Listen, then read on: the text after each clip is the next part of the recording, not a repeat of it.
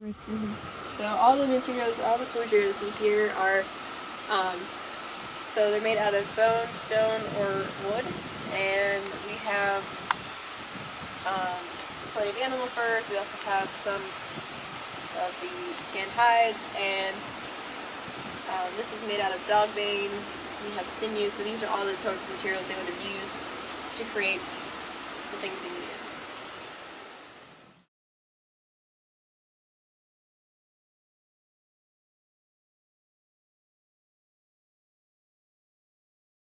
In the 1600s, you'd have those very first frontiersmen and trappers bringing disease that the Indians just wouldn't have any immunities to, just like what happened on the East Coast at the very beginning.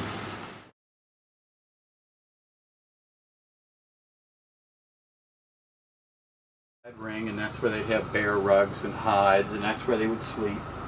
Fire predominantly just for a little bit of heat and light at nighttime, because all the fires, cooking fires, main fires would be outside.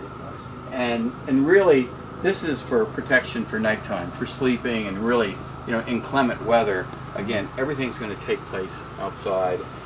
There is a vent, however, even with the vent there, the smoke level would still be probably like this, about our height.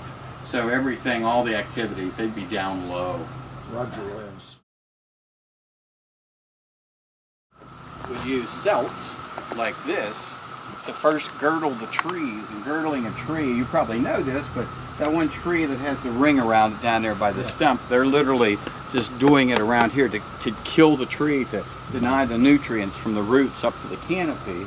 And then once the tree had died, then they're going to burn it. They're going to build a big fire at the base, burn the tree down, save the ash for the garden. And then when the men had cleared that out, then the women and kids would begin clearing out all the underbrush and the with tools such as a, you know, deer antler rake. You know, some guy gave this to his wife for a birthday present, probably, right? And so they would start.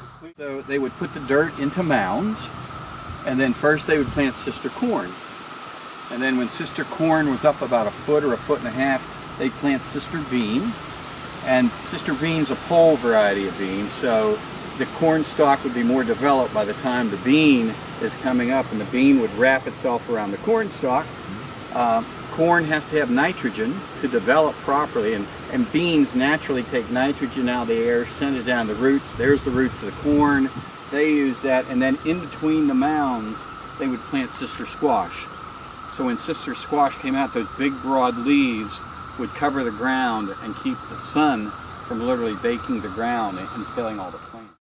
That there, rest in the cradle. Oh, excellent. Yeah. And then if you angle it backwards a little bit, gravity holds onto the dart for you, so you don't have to worry about holding on to it. And then,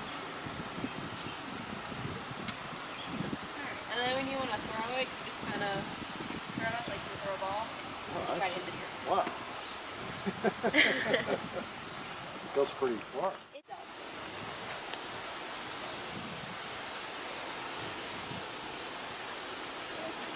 Yeah. So you get a nice firm grip on the outlet, and tilt this backwards a little bit, the dart should stay on.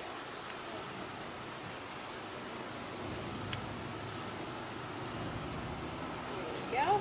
And then you just give it a nice little turn. There you go. Okay, good one.